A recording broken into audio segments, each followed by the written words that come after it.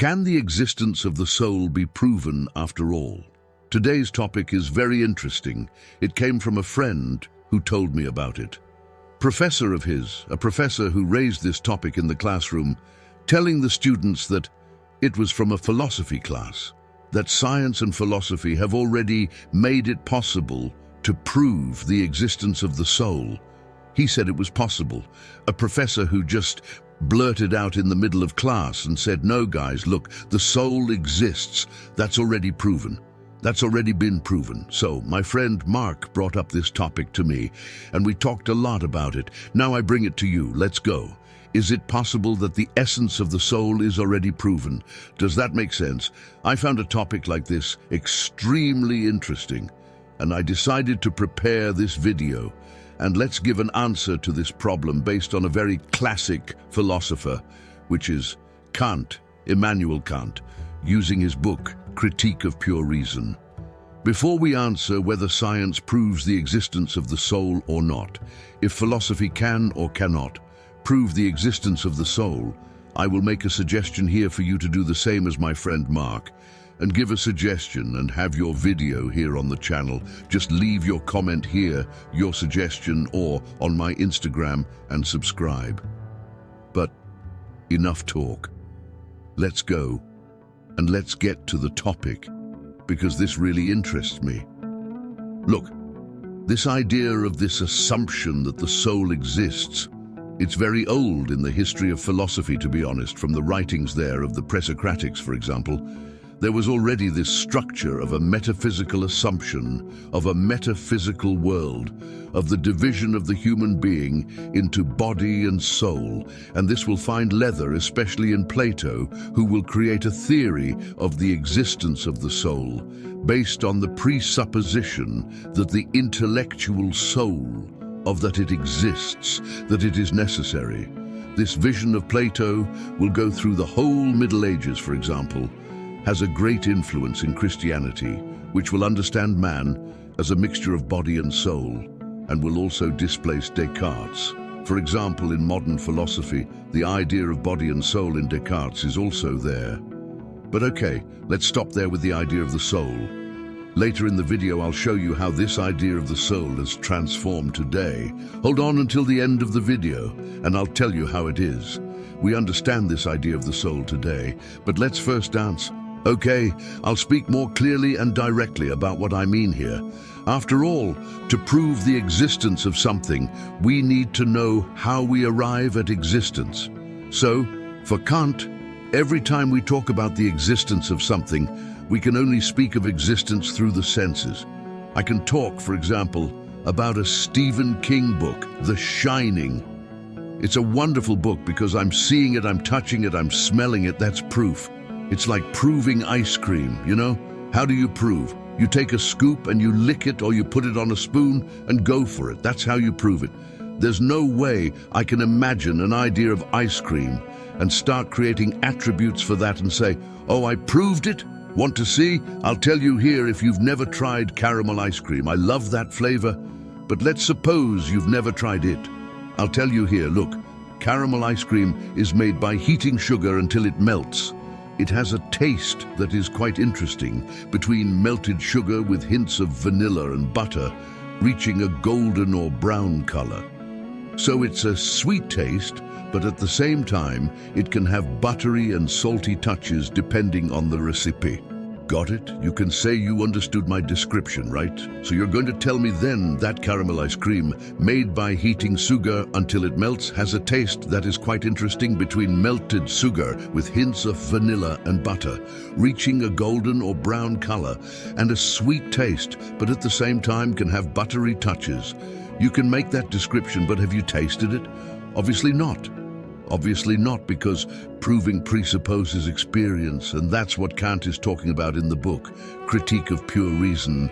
And what happens? We can even logically assume the existence of the soul, but these are assumptions. We can't experience the soul in the same way that we can't prove the soul, because we can't open the human body, open it and find a soul inside. You can't You can't prove it. You can't put a soul in a laboratory. So anyone, even you, who believed that it was possible to prove the existence of the soul, I'll tell you, it's not possible to prove it in any way. You can justify it, you can create a concept, as we'll see shortly at the end of the video, but the idea of proving, based on modern science, presupposes experience, and the soul is not an object of experience because we can't put it in a laboratory, we can't smell the soul, okay? Did you understand? So answering here the title of this video, or that friend, that you were discussing this topic, you can go to him and say, "Look, dear friend, I regret to inform you, but in the philosophical tradition since Kant, it doesn't work with the idea of proving the soul. Proving that something like this exists doesn't make sense. End of story. For Kant, there's no way to prove the soul because the soul is not an object of experience, an object that you can experience. So does it make sense to talk about the soul today? It does, more or less. The idea of the soul changes in modern philosophy, even in Descartes, when he goes, for example, in Plato, for the question, what is the soul? It's not in that religious sense in Plato. Plato will see the human being as body and soul. And the soul will be the part of intelligence, okay? Arriving in the modern age, Descartes will make this division, but he will make it between body and, instead of the soul, he will call the soul mind. This will also happen in contemporary philosophy arriving today. In this field called today, philosophy of mind, we understand the soul as something called consciousness. So let's change here the soul, so we don't talk about religion, and let's call it consciousness. And then I come back with this more interesting question, saying the following. Is it possible to prove the existence of consciousness? Here the theme becomes much more interesting, because if you open my head here, you also won't find consciousness. You find my brain. My brain you see, now consciousness you're not experiencing. So it's the same thing. Consciousness is not an object of experience. So does that mean that consciousness cannot be proven? That's right. But does that mean then that it doesn't exist? Now we have a philosophical problem. Well, the philosophy of mind has the following problem. It says that there is a dualistic view, even today, that says that consciousness exists, but it's of a different kind than the brain. It's as if the brain were the body and consciousness were the soul, or in other words, from another sphere. But there are other tendencies. Functionalists often say that consciousness does not exist as body, but it exists as a function of the brain. That's interesting. Let me give you a better example. For example, can you prove the existence of the stomach?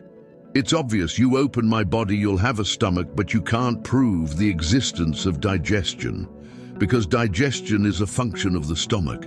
So for these more contemporary theorists, it's not a question of proving the existence of consciousness, because consciousness will not be something. Consciousness will be a process. So I also, in the same way that I can't prove the existence of digestion, in the same way that I can prove the existence of the lung but not breathing, in the same way I can't prove the existence of consciousness, because it's like breathing, like digestion. It's a process, it's a function of the brain. Understand? So this is the current level of this discussion. No one talks about soul anymore. They talk today about mind and consciousness, and there is a discussion about whether it exists or not. Let's say that the most accepted view in philosophy, if I may say ethically, consciousness and the soul do not exist as objects. They do not exist in themselves. They are mere processes coming from the body. So there's only the body. It's only possible to prove the existence of the body. What we need to understand is what we're calling consciousness, is what we're calling mind, is what we're calling soul. And then it becomes a much more problem of philosophy of language, of philosophy of mind, than a metaphysical religious, okay? Anyway, that's it. I hope you enjoyed this video as much as I enjoyed making it. I think this theme is really cool. These philosophical problems, which in my view are quite nice to think about. What are your thoughts? Do you agree? Do you believe in the existence of a soul? Subscribe now to our new YouTube channel. Discover fresh and unique content that can make a real difference in your daily life. In a world dominated by giant YouTubers, we're the underdogs striving to bring you something special. Help us grow and be a part of our community. Hit that subscribe button and join us. Thank you for your support.